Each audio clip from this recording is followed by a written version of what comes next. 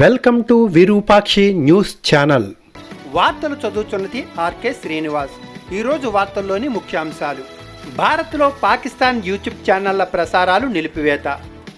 జమ్మూ కాశ్మీర్ పహల్గామ్ ఉగ్రదాడి తరువాత పాకిస్తాన్పై భారత్ కఠిన ఆంక్షలు మరింత పెంచింది. తాజాగా పాక్ నుంచి ప్రసారం అవుతున్న యూట్యూబ్ ఛానళ్ల ప్రసారాలను భారత్లో నిలిపివేసింది. పాక్ న్యూస్, ఎంటర్టైన్మెంట్కి చెందిన 16 ఛానళ్ల ప్రసారాలు నిలిపివేసినట్లు హోంశాఖ ప్రకటించింది.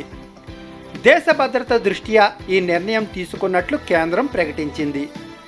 దేశ వ్యతిరేక కథనాలు ప్రసారం చేస్తున్న పాక్ జాతీయుల ఛానల్స్ యూట్యూబ్ ఛానల్లో ప్రసారం కావటం లేదు.